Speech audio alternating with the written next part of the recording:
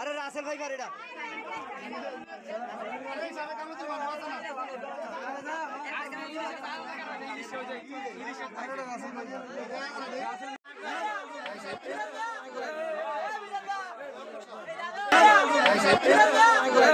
ঘূর্ণিঝড় রিমালের পর থেকেই ভোলার বিভিন্ন উপজেলায় দেখা মিলছে বিষধর রাসেলস ভাইপার সাপের। ভোলা সদরসহ জেলার বিভিন্ন এলাকায় গত এক সপ্তাহে 12টি রাসেলস ভাইপার পাওয়া গেছে।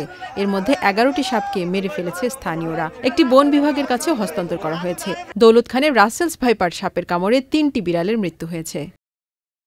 ভোলায় প্রথম এই সাপের দেখা মেলে সদর উপজেলার ইলিশা ইউনিয়নে। পরবর্তীতে শিবপুর, বোরহানউদ্দিন, দৌলতখানের ভবানীপুর, লালমোহন, তজুমউদ্দিন, চরফ্যাশন ছাড়াও বিচ্ছিন্ন দ্বীপ উপজেলা, মনপুরা ও উপকূলের চরফ্যাশন উপজেলায় রাসেলস ভাইপার দেখা যায়। স্থানীয়রা আতঙ্কিত হয়ে সাপগুলোকে পিটিয়ে মেরে ফেলেন।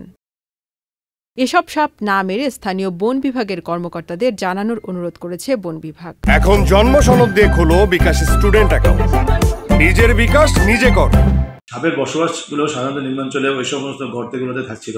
যেহেতু নিম্নাঞ্চল প্লাবিত হয়ে পানিতে পরিপূর্ণ হয়ে গেছে, সাপগুলো উপরে চলে আসছে, মানুষের বসতবাড়িতে, ভিটায় বা আঙ্গিনায় এসব দেখা যাচ্ছে।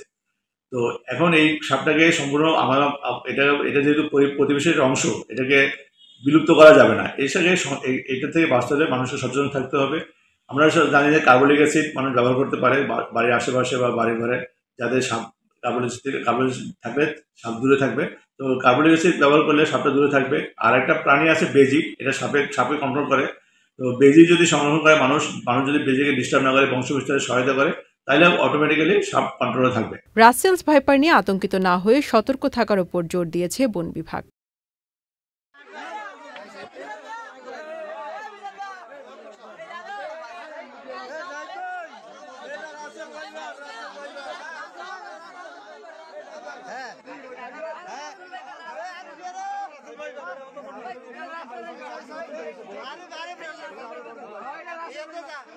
अरे रासेल भाई गाड़ी